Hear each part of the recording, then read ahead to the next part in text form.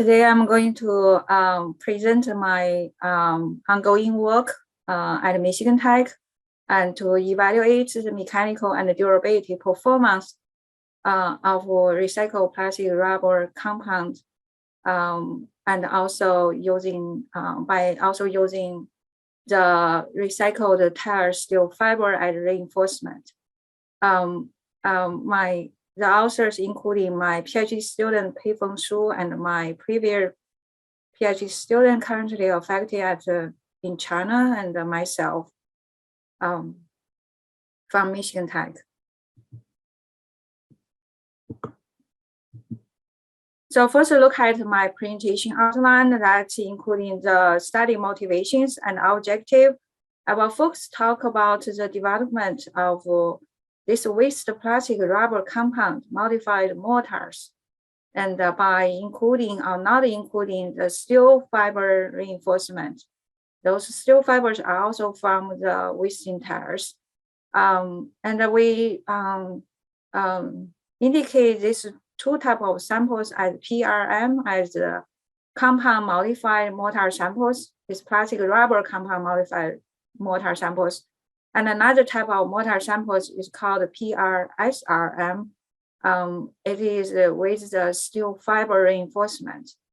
So we are first talk about mixture design of these two type of mortar samples by including different content of compounds and adding or not adding steel fibers. And then we are evaluating the mechanical properties, including compressive or tensile strength, or we also use the ultrasonic pulse velocity and measurement, and as the modulus evaluation. And we also follow that we are evaluate the added steel fiber or the compound particles on the fracture properties of the mortar beam fracture test by using fracture test and to look at the fracture strength and the fracture energy change. The last one is to talk about shrinkage measurement of these two types of mortar samples. With that, we have conclusions and acknowledgement. So as everybody knowing that the landfill is getting more difficult and unacceptable and costly due to the limited available sites and also the pollutions to the environment. The application of the concrete by containing these recycled components are still limited because the application side is not readily applied because this reduced the mechanical strength and relative low interface bonding between cement material, cement paste, and these wasting components. And from the recycling company, the waste plastics, especially those thermoplastics, and the tire rubbers can be manufactured to form a variety of high stiffness plastic rubber compounds, and this can be used for manufacture some plastic parts and has this super elastic properties. In the meanwhile, it also can recycle a lot of wasting plastics and tire rubbers. And we intend to use them in concrete and to evaluate the effects and on the concrete properties. And we also interested with this waste tire rubber, tire fiber, the steel fiber reinforcement, and that can potentially increase the fracture or the durability properties of those compound modified or rubber modified concrete materials. So the objective is to try to evaluate and develop the plastic rubber compound modified mortars, PRM, and also the tire steel fiber reinforced compound modified mortars is PRSRM, these two types of mortar samples. And we are through the mixture design and evaluate workability, mechanical properties, and the durability properties, mostly countries meaning on shrinkage resistance for the mortar, those two types of mortar development. We also interested with the fracture properties and to investigate the combined effect of the PR compounds and steel fibers on the fracture strength or energy with the beam fracture test. The individual effects also was evaluated. So first, we like to look at the main work, the first, the development of this two type of material and look at the mixture design of them. Before the mixture design, and we like to show you the PR plastic rubber compound particles and the ingredient of the manufacture was made through the melting and the extrusion process. That including 60% of thermoplastic waste, mostly is called polyolefin type of material is PP polypropylene and PE polyethylene materials, and which have some time of the similar melting point, and then mixed with very fine rubber particles from tires, and is kind of like a number 80 mesh rubber particles powders, and because rubber have those super elastic properties, and so the process, the compound has a good the durability and the higher stiffness values than just the tire rubbers. The particles we're using is about several millimeters as cylinders, as particles as cylinders, and that's with in diameter and the depth, and so the size range of this is close to the number 8 mesh size for the sands. And for the tire steel fibers, we obtained from our state recycling company. The steel fiber length, the range is from 5 to 30 millimeters. The diameter is 0.1 to 0.4 millimeters. The fibers are not straight, and most fibers surface are clean, but some fibers was coated with rubber, so some processing need to be done. At this time, we are still try to find good ways to better process those steel fibers. And the mechanical of PR compound was listed here, and that's measured by using ASTM standard. So that's including the density, hardness, and the tensile properties. So the tensile modulus and tensile strength was listed here. Compared to the rubbers, and those properties was improved and as a compound, and also this compound we also measure as a fracture beam, and to measure those fracture strength and the secant modulus, and yeah, this values is provided by the manufacturer companies. So we use those PR compounds and to replace the number 8 sands when we prepare the mortar samples. And for our initial studies, we did 5%, 10%, 15% replacement based on the volume of number 8 sands.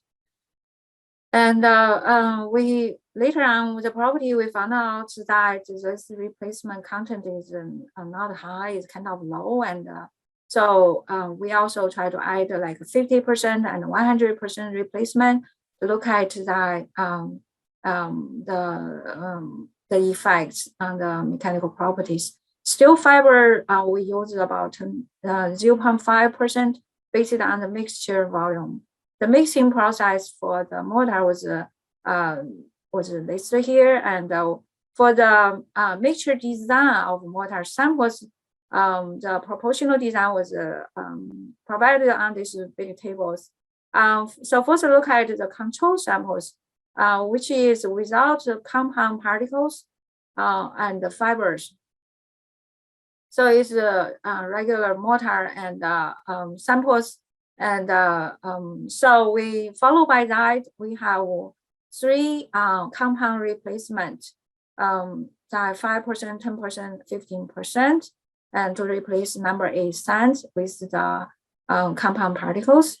And we also evaluate, we also try to use steel fiber, the tire steel fibers as reinforcement. So we have another steel fiber control group, and which added the steel fibers, and then we repeat those compound content and with the steel fibers. And so that totally gave us this 8 group of specimen. So we are using this specimen that measures those mechanical properties, and we divide as 2 groups. The one group is without steel fiber reinforcement, and just look at the compound effects. Another group was with steel fiber reinforcement. So this is showing that the compressive strength measurement up to 28 days. We have the lower compound replacement, 5, 10, 15%, and those 3 sets of specimen, we finish the test up to 28 days. And we look at the data, and it's showing that the lower PR content replacement didn't affect too much of the compressive strength. And we try to increase the larger amount of the replacement. So we use recently we added 50% and 100%. So like a total replace number 8 sands with these compounds. And we found a larger reduction of the when we replace 100% the number 8 sand with PR compound, and we found out the compressive strength compared to the control one that can reduce up to around 40%. So so the lower replacement didn't affect much of the mechanical properties. I mean the compressive properties for the group without reinforcement, but we also did the group and with the steel fiber reinforced mortar samples. So compare 2 control samples. One is without steel fiber and with steel fiber. So you can see that added steel fibers can improve some compressive strength. The range is about at 28 days, probably is more than 10%. With added compound rubbers, and that can reduce some of this compressive strength. And you also can find that 50% or 100% is same thing. If you add a larger amount of PR compound, and that can reduce a lot of compressive strength up to, if you use 100 total, like complete replacement of the number 8 sands. 50% is not bad, and at day 7, but the more tests need to go on to the 28 days.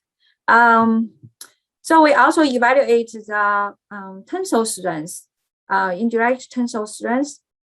So first look at those orange colored the test data for the compound modified the mortar samples. Compared to the control samples, the first one, those 3 content modification didn't affect much, or maybe two groups even increased a little bit of the tensile strength.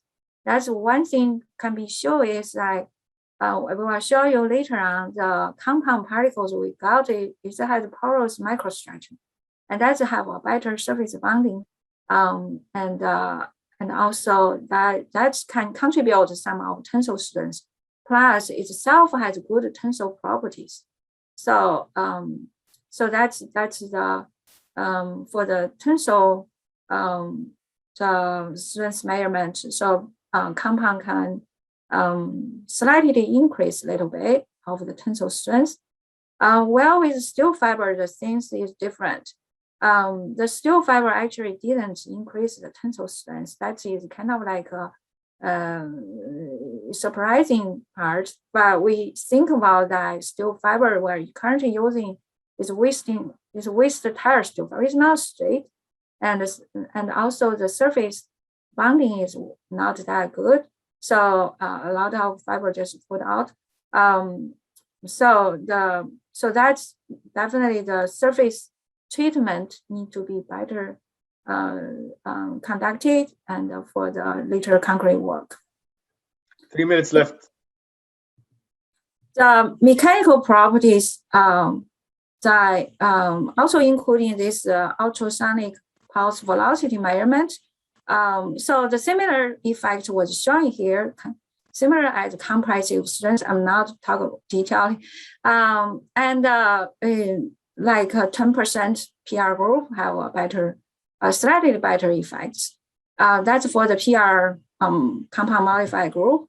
With steel fiber in first one, the modulus is slightly reduced and compared to the control, but kind of like a similar level. So I'm focused on this flexure property measurement. So we did the mortar sample beam test with notched cracks on one side and under this 3-point bending load. So we can see that the PR compound modified samples, some group have the higher peak force there. And you can see that with steel fiber reinforcement, even the quality of the steel fiber is not that good, but the residual fracture strength was still improved. So this is the fracture strength measurement.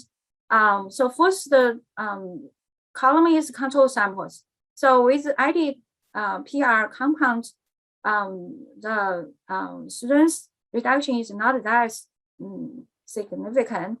And with added steel fibers, you can see that the added steel fibers can increase a little bit, but if you add both steel fibers and the compound, and the fracture strength is improved a little bit more. And for the fracture energy measurement is including the strength, post-failure strength, and also the sample elongation. So strength deformation. So you can see that added compounds can increase the fracture energy.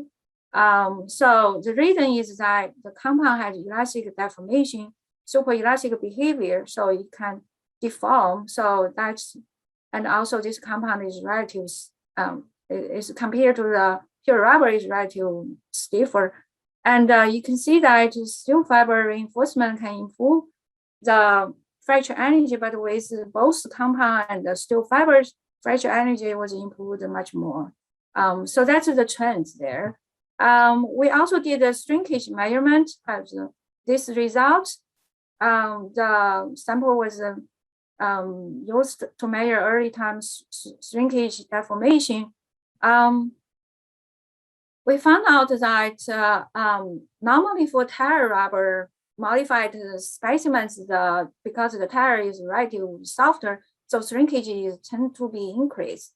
For our samples with compound, we found that it didn't increase the shrinkage.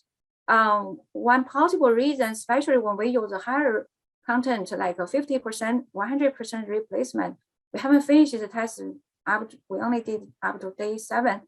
And you can see the more shrinkage reduction here. And partially because this cross-section has this porous microstructures and can maintain some hydration waters and to reduce the early time shrinkage. Also, this steel fiber reinforced specimen also have similar trends. So the added steel fibers and didn't contribute too much of the shrinkage deformation. because the relatively low surface bonding, but the compound particles and can help reduce some of shrinkage. So with that, I give my study conclusion. Compressive strength with low compound replacement didn't affect much of the property, but added steel fibers can slightly increase the compressive strength. For tensile strength, compound particles can give higher tensile strength, and but the steel fibers didn't contribute too much of this tensile strength. For dynamic modules, the trend is similar as compressive strength, and the steel fibers can alleviate the modulus reduction effects. For the beam fracture test, replace the compound content can increase the fracture energy slightly, but the added steel fibers can contribute more because it will introduce those post-failure residual strength. The compound particles and the steel fibers even can increase more fracture energy, the combination effect.